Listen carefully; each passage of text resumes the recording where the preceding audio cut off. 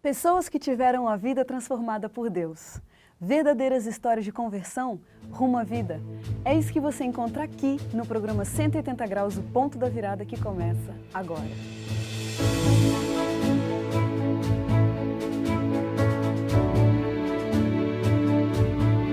Quando sentimos o toque de Deus na vida, uma mudança acontece.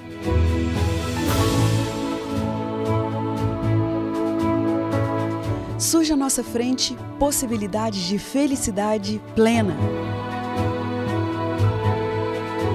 O toque de Deus restaura, renova, refaz.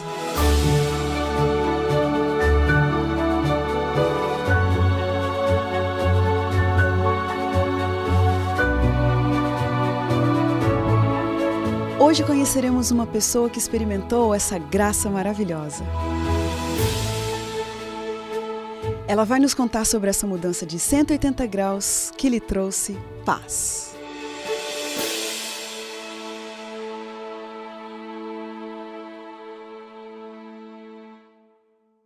Ricardo Catalano nasceu no Alto da Boa Vista, São Paulo, em uma família abastada onde pouco se falava sobre religião.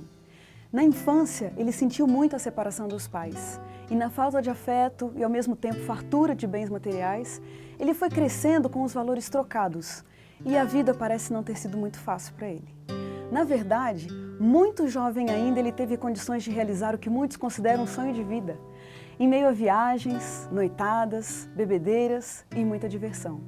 Mas, paralelamente a isso, ele experimentava a versão mais amarga da crise existencial. E foi nesse contexto em que alguém lhe contou de um Deus capaz de libertar, curar as feridas da alma e varrer para longe a angústia e a aflição. Será que esse Deus existe mesmo? Será que Ele é tão poderoso assim, capaz de mudar a vida de uma pessoa em 180 graus? É isso que nós vamos descobrir agora. Ricardo, obrigado porque você veio aqui no nosso programa, uma honra para a gente ter você aqui. Boa tarde. Ricardo, fala para a gente o contexto da sua infância. Então, eu fui criado num lar com muito amor, carinho dos pais. Meus pais, eles saíam muito para jogar à noite, eles gostavam de jogar cartas e eu e meu irmão éramos cuidados por uma babá. Eu aprendi até alguns princípios religiosos com essa babá, que fez alguma formação, mas eu nunca tive um conhecimento maior de Deus. Eu fui criado de uma maneira onde os pais eram um pilar para o meu conhecimento. E conforme eu fui crescendo assim, aos 7 anos de idade, meu pai se separou da minha mãe. E eu senti muito com isso, por não ter uma formação maior, porque de repente eu perdi o meu pai, que era uma pessoa que eu amava tanto, e ele se separou e foi morar com uma amiga que frequentava a casa, amiga entre aspas, com filhos da mesma idade. Agora imagina eu com 7 anos, vendo meu pai sair de casa e foi morar num lar com outras crianças que tinham a nossa idade. Isso foi, eu imagino mesmo que isso tenha sido marcante, né? Agora eu achei curioso aí você ter citado a babá, né? A presença da babá. É a primeira pessoa que vem aqui no nosso programa e exalta a babá. Ela teve uma participação assim muito ativa na vida de vocês? Teve, ela teve uma participação ativa e me marcou muito porque ela viu o quanto eu estava sofrendo, sentindo a falta do meu pai, e minha mãe, dentro desse problema, ela não conseguiu dar uma assistência para mim, para o meu irmão. E ela se uniu muito a gente, e ela passou todo o carinho e o amor dela para nós, e isso foi um respaldo muito grande. Ai, que bonito, Ricardo. Só para a gente encerrar essa parte da babá, vocês ainda têm contato com ela? Só por curiosidade. Tenho, faz há 5 anos que eu faço até um trabalho missionário na cidade dela. Bonito. Muitas pessoas, e ela também teve um conhecimento maior da Bíblia por nosso intermédio. Que bonito. Bom, fala pra gente o contexto, a condição financeira da sua família. Então, meu pai, quando se separou, ele viu a aflição que eu estava. Meu irmão, vendo o contexto, até sendo mais velho, ele tentou assumir um pouco a posição de pai. Mas eu tinha 7 anos, ele tinha 8. Então, dificilmente ele ia conseguir concorrer, né? E meu pai, para tentar suprir a carência, ele dava coisas materiais, né? Então, tudo que eu queria, eu tinha. Eu me lembro que eu fui crescendo até revoltado, eu não conseguia ter muitos amigos, porque eu me bloqueei diante disso, eu comecei a me revoltar contra o mundo. De repente, uma das pessoas que você mais ama sai de casa e você perde o pilar. E com 15 anos, meu pai já me deu um carro. Imagina em São Paulo, eu passeando com 15 anos já com carro, tinha carro importado com 17 anos, com 19 anos ele me deu um apartamento, eu fui morar sozinho, nunca tive problema com... Que tipo de formação moral que você recebeu dos seus pais? Moral? Nenhuma. Eu tive a formação A deles... liberdade era total mesmo. Total. Eu podia viver sem arbítrio, fazer o que eu queria, viajar para onde eu queria. Não Mas tinha nem que- responsabilidade financeira. Era ligar, pai, minha conta estourou. E ele depositava. E assim ele Rapaz. tentava suprir a carência da presença dele. Ricardo, quais os sentimentos que eram constantes na sua adolescência, na sua juventude? Eu senti um vazio muito grande. Mas olha ali, é isso que é muito curioso, porque uma pessoa que tem o que se prega, né, na nossa sociedade, tudo o que é necessário para a gente ser feliz, porque afinal de contas a separação dos pais é uma coisa comum, a gente vê aí a vontade, e dinheiro, liberdade, isso sim é o que faz diferença na vida. Agora você tinha tudo isso de sobra, e como que você me explica esse vazio? Essa crise existencial que eu tinha falava muito forte dentro de mim. Eu acho que Deus até me pegou por aí, porque eu ia dormir à noite e eu pensava tantas vezes, por que que eu vivo? Da onde eu vim? Por que que eu passo por dificuldades nessa vida? Se existe um Deus, qual é o plano dele para a minha vida? E eu não tinha resposta. Eu fui buscar através de outras religiões, através do espiritismo, através de outras religiões, mas eu nunca senti o meu coração completo. Com quantos anos você começou a trabalhar? Eu comecei a trabalhar com a faixa dos 20 anos, eu trabalhava com investimento na bolsa, eu acompanhava meu pai, ajudava ele nos investimentos. E um restaurante com seu irmão? Então nós tivemos esse restaurante, foi numa etapa para frente, depois que eu vim de uma síndrome do pânico, onde chegou uma época que eu não conseguia sair de casa. Eu tinha projetado um plano com meu irmão da gente montar um restaurante e nessa época me pegou a síndrome do pânico. É mesmo, você chegou nesse ponto então? Isso, em Não conseguia sair de casa? Em 1990, eu tinha 20 anos, agora eu falei a minha idade, e eu com a síndrome do pânico, quer dizer, eu tinha tudo que o mundo diz que você tem que ter para ser feliz e agora eu tinha bloqueado, não conseguia mais sair de casa, eu achava que eu ia passar mal, me sugestionava e claro que eu passava mal. E nesse desespero, eu tentei recorrer a psicólogo, psicoterapeuta, psicanalista, tomei calmantes, antidepressivos, mas nada disso resolvia. Que noção que você tinha de Deus nessa época? Nessa época, pelo que os outros falavam, eu não tinha um conhecimento profundo, não conhecia a Bíblia, nem o poder que a Bíblia tinha. Então eu formei um padrão pelo que os outros falavam, quer dizer, quase nada. Você já tinha ouvido falar dos adventistas nessa época? Não, nunca tinha ouvido falar. E nesse desespero eu vi que eu tinha me fechado na vida e eu falei, eu preciso vencer isso. Eu não posso continuar em casa, eu morando sozinho com síndrome do pânico. Na época não era divulgado isso, então poucos psicólogos conheciam também esse problema. Eu falei, eu preciso vencer. E eu comecei lutando para sair de casa. E eu tinha uma academia do lado de onde eu morava. Eu falei, eu preciso começar a frequentar essa academia. Era a Academia Runner. E no começo eu ia lá, eu achava que eu ia passar mal com a síndrome do pânico e acabava passando mal. Foi indo e eu me condicionando, tenho que ir, até que chegou uma época que eu consegui.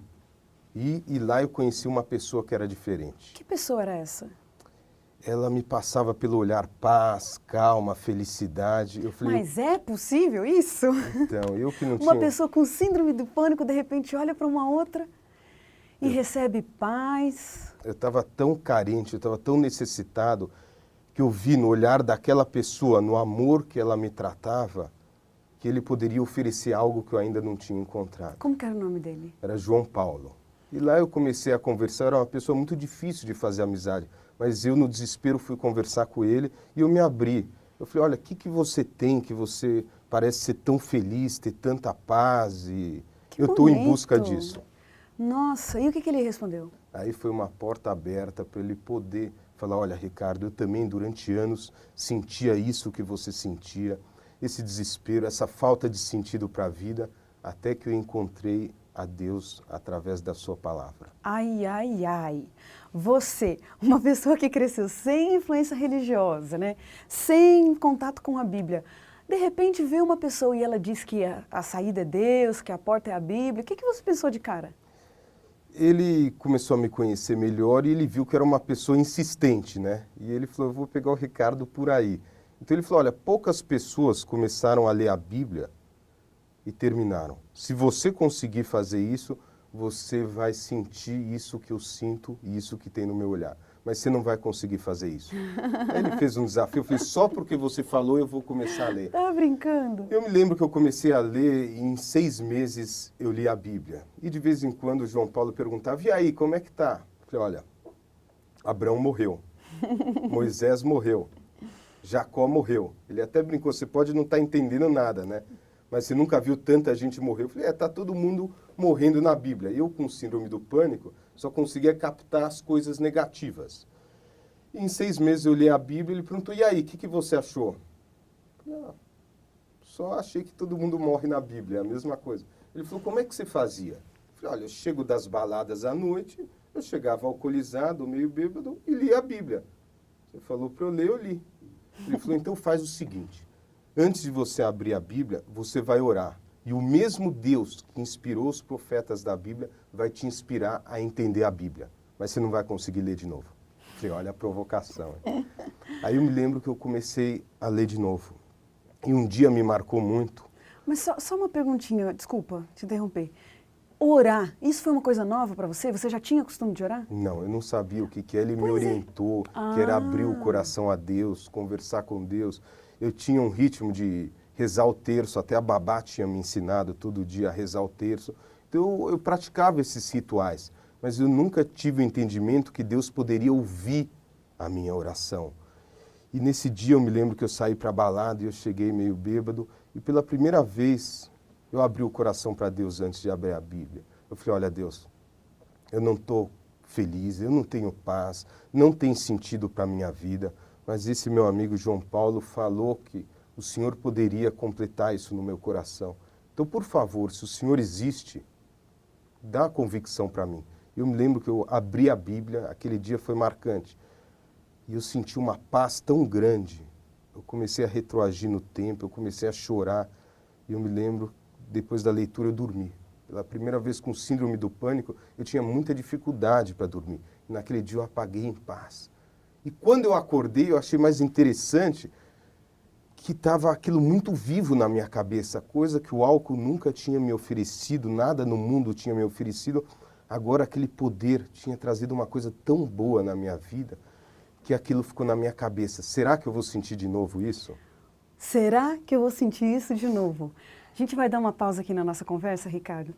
E como você percebe, para o próximo bloco fica então essa pergunta. Será que essa sensação foi duradoura? Quais as mudanças que Deus operou em sua vida? Daqui a pouquinho, depois do intervalo, a gente se fala.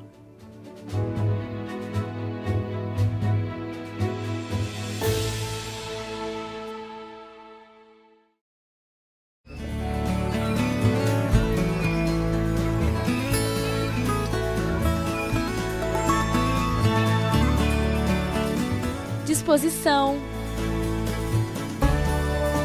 alegria, boa saúde,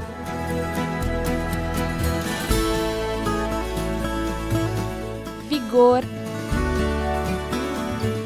São tantas as coisas que você pode fazer com um simples respirar. O ar é fundamental para uma vida completa e feliz.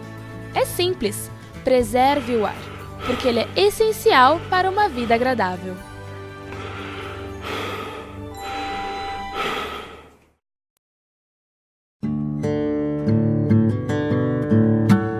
Hoje eu acordei e pensei: ser sustentável vai além de plantar uma árvore.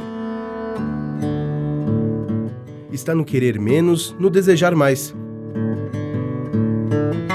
Está no melhor aos outros. Ser sustentável não está na torneira de casa, nem no cesto de lixo, nem na lâmpada apagada. nem no tempo no chuveiro. Vai além. E bem mais simples do que tudo isso, a sustentabilidade parte de nós. Hoje eu acordei e pensei, ser sustentável vai além de plantar uma árvore, mas se para começar for necessário, a gente faz.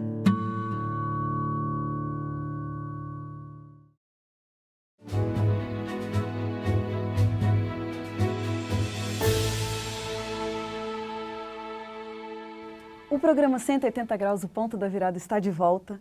Quem está com a gente hoje é o Ricardo Catalano e ele vinha dizendo no bloco anterior de uma infância aparentemente resolvida, com muito dinheiro, com muita liberdade, mas ao mesmo tempo um trauma por causa da separação dos pais, e isso acabou gerando uma síndrome do pânico.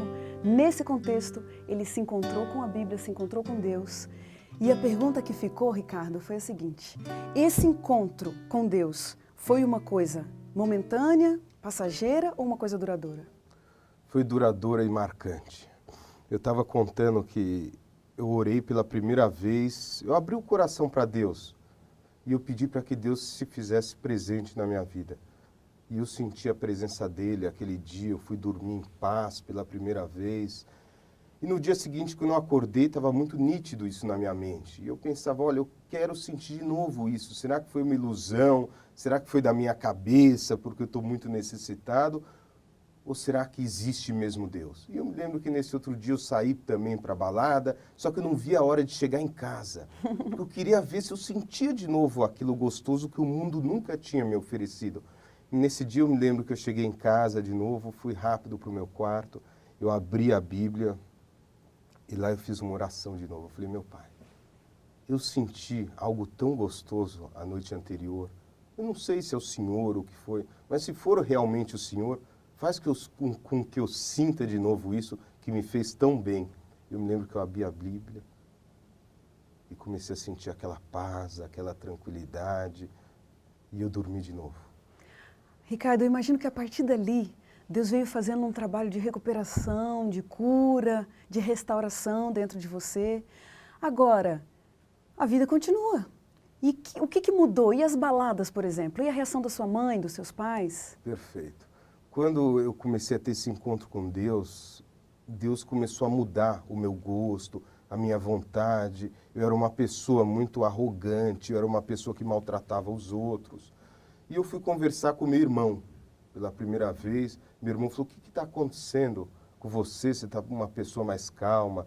Na época a gente tinha montado um restaurante e meu irmão falou, todos os funcionários do restaurante estão falando que você está educado, você cumprimenta todo mundo. Meu primo, que era ateu, que trabalhava nesse restaurante, chegou para o meu irmão e falou, olha, Deus existe, porque teu irmão é outra pessoa. Ele está tratando tudo muito bem, todo mundo conversa. E eu fui falar para o meu irmão isso. Eu falei, olha, eu acho que eu tive um encontro com Deus. Ele falou, mas como assim encontro com Deus? Eu tenho Deus do meu jeito, através do espiritismo, isso. E eu acho que tudo isso, cada um tem Deus da sua maneira. E quando ele estava fazendo isso, a gente tinha viajado para o meu sítio. E eu conversando com ele, e ele desmentiu, não, é bobagem isso. E pela primeira vez eu fiz uma oração intercessória. Eu não conhecia o poder de uma oração intercessória. E ele falando que era bobagem, isso, aquilo, e eu fiz uma oração. Falei, Senhor, faz com que meu irmão sinta isso que o Senhor fez eu sentir, que eu conheço o coração do meu irmão, eu sei o quanto ele é uma pessoa boa. E eu me lembro que foi um negócio de filme. Ele falou, não, é bobagem, cada um tem Deus de um jeito, eu tenho Deus através do espiritismo, você agora encontrou Deus assim. E de repente ele parou.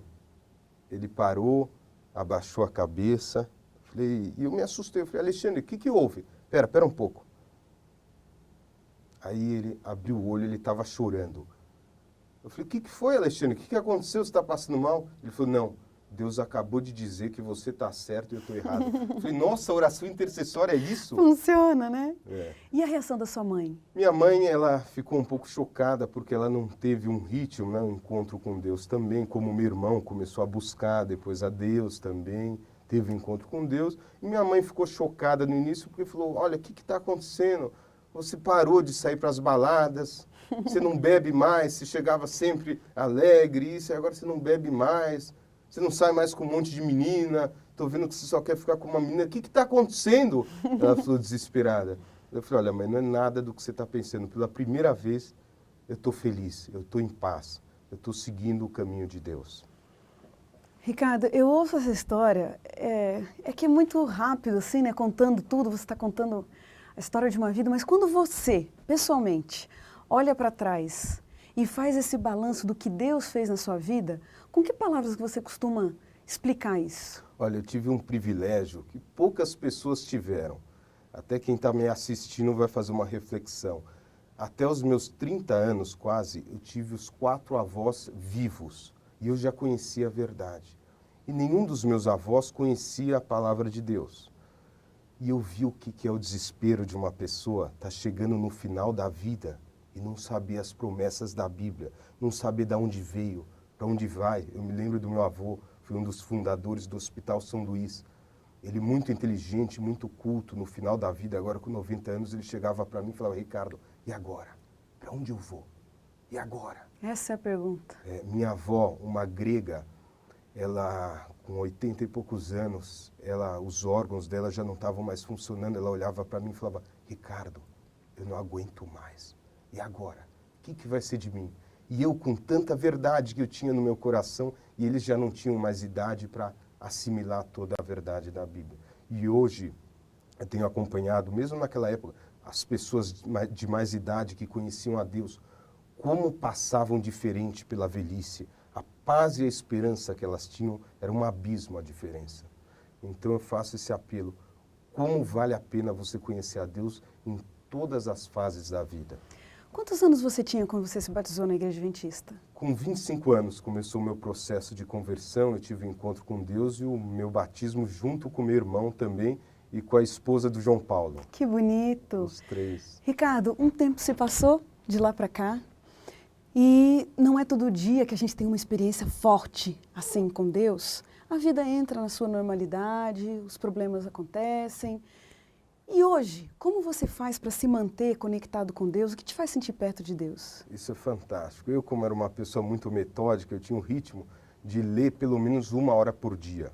Um ritual, isso para me ajudar espiritualmente. A gente que sai do mundo com tantos vícios, com tantas deformidades, a gente precisa se agarrar no braço de Deus. E eu me condicionei a ler pelo menos 1 hora de Deus, se alimentar com a palavra de Deus. Com a palavra de Deus, alguns outros livros também que encaminham para a palavra de Deus. E isso foi me dando muito alicerce. A oração também tinha me ajudado muito. E assim eu consegui ir me estruturando, constituir uma família. Hoje eu tenho 2 filhos lindos também, uma esposa que eu amo. E uma coisa que eu nunca acreditava, que era muito difícil um casamento dar certo, ainda pela referência que eu tive dos meus pais.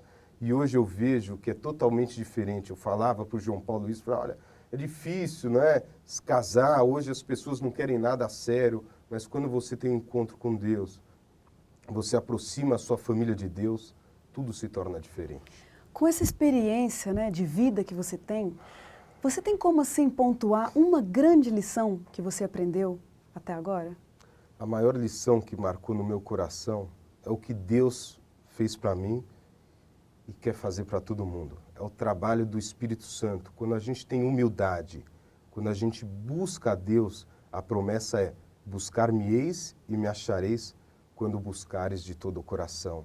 Então é essa a lição que eu mais levo no coração. Quando você tem a humildade, quando você se despoja do eu, que nem eu era prepotente e arrogante, e me humilhei aos braços, aos pés de Jesus, Ele me transformou, e a promessa é que Ele transforma todos aqueles que têm essa humildade. E aqueles sentimentos, Ricardo, você passou tanto tempo, né, experimentando sentimentos ruins, não consigo nem dar nomes para esses sentimentos, talvez nem você mesmo, né, uma mistura tão grande, às vezes de decepção, essa coisa que a gente chama de crise existencial.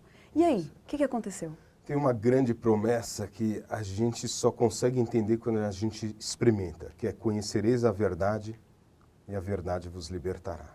Quando eu encontrei essa promessa na palavra de Deus, eu comecei a experimentar Jesus, a palavra dele, ele limpou tudo aquilo que eu tinha de ruim, todo aquele trauma. Eu consegui chegar pela primeira vez para o meu pai, quando ele estava discutindo comigo, falando: não, mas que bobagem, agora vocês estão fanáticos, isso, aquilo. Eu falei: olha, pai, durante muitos anos, depois que você se afastou de casa, eu não te aceitava como pai. Só que hoje, com o conhecimento e a estrutura que Deus me deu, eu posso falar que eu te amo e eu te aceito como pai.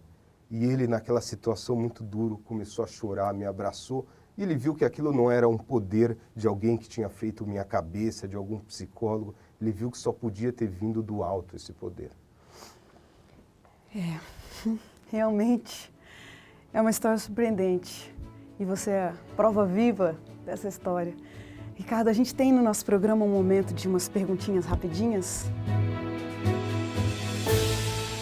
Fala pra gente o que vem à sua mente quando você ouve a palavra vida. Vida. Vem a eternidade. Sucesso. Sucesso. Aos braços de Jesus. Dinheiro. Dinheiro. Consequência. Perdão. Algo ativo do poder de Deus na nossa vida. Pecado. Pecado. Boa pergunta. Pecado.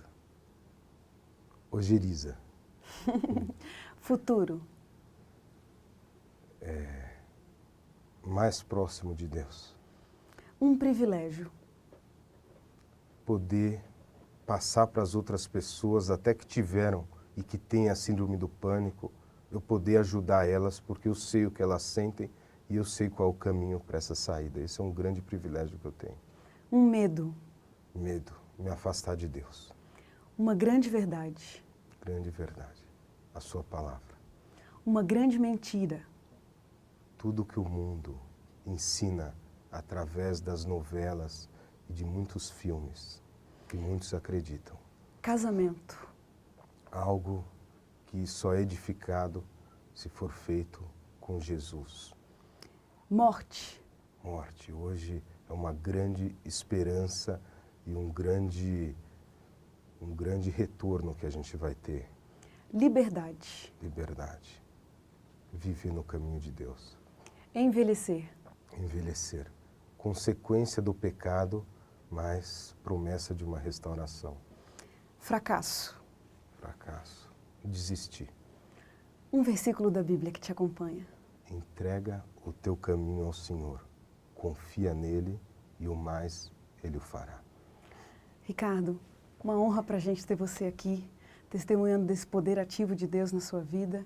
Que Deus te proteja, que Deus te abençoe, que Deus te dê muitas realizações espirituais e que Ele cuide de você. Muito obrigado. Amém. E a gente termina o programa 180 Graus do Ponto da Virada feliz por ouvir esse testemunho tão marcante, essa história tão linda. E como diz o texto bíblico, era preciso que nos regozijássemos e nos alegrássemos, porque esse teu irmão estava morto e reviveu, estava perdido e foi achado. Obrigado por ser a nossa companhia, que Deus te abençoe e até o próximo programa.